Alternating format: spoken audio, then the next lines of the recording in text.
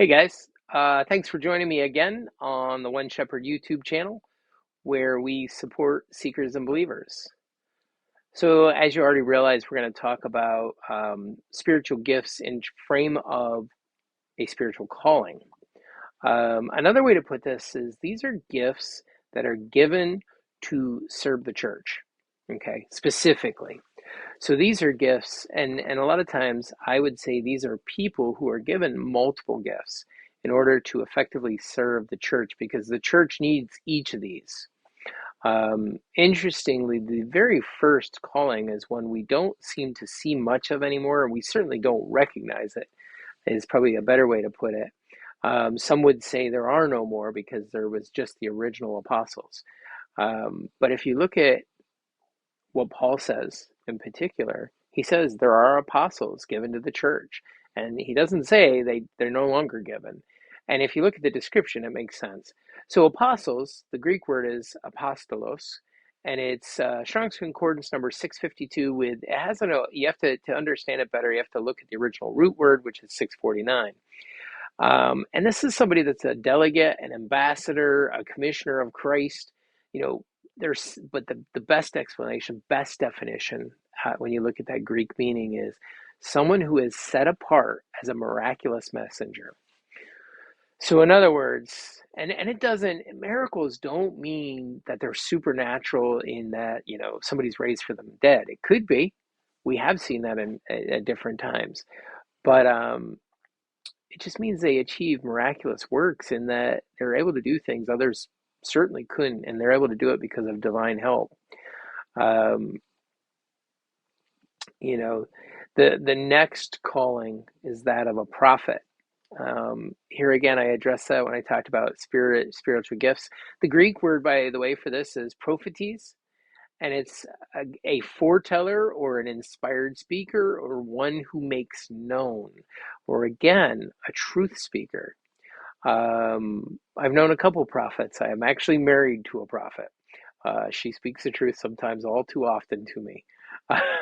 And understand when I say the truth, I'm talking about God's word. They're an inspired speaker. They have a divine understanding that allows them to speak the truth. The next calling is that of an evangelist. And we all kind of know what an evangelist is. Now, I find the Greek word rather interesting. It's a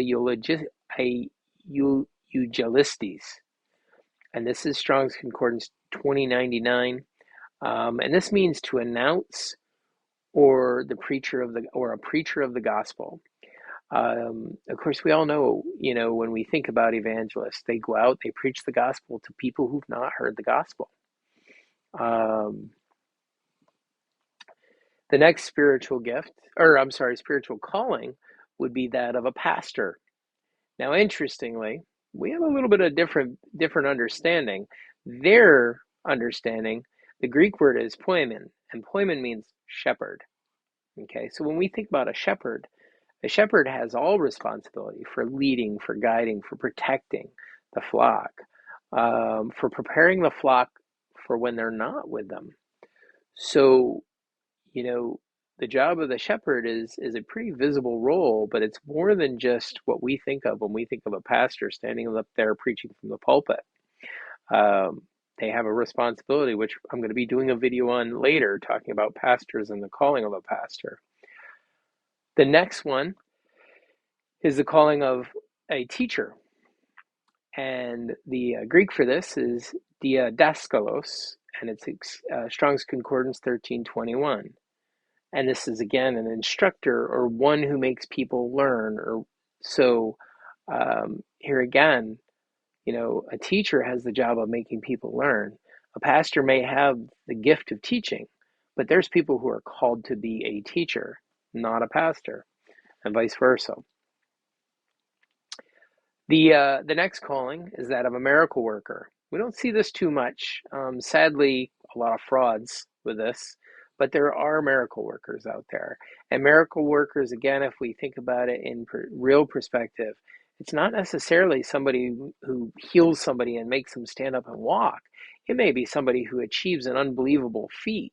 If you look at Nehemiah And the fact that he in a matter of, I think it's 52 days, rebuilds the entire wall around the city of Jerusalem with his organization. That was a miraculous feat that could have only been achieved with help from God.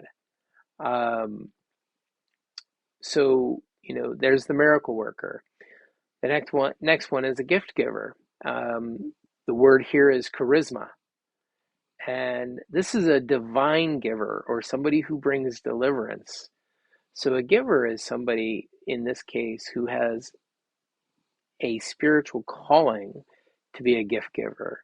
And they achieve great things in their giving. And it doesn't always mean money, by the way, guys. Notice it says deliverance. Okay? Um, so the next gift is that of a healer. And interestingly, here's a perfect example. The same word is used for healing as used for healer, and that's the ayama. And Strong's Concordance 2386. In this case, it's one who cures or makes whole.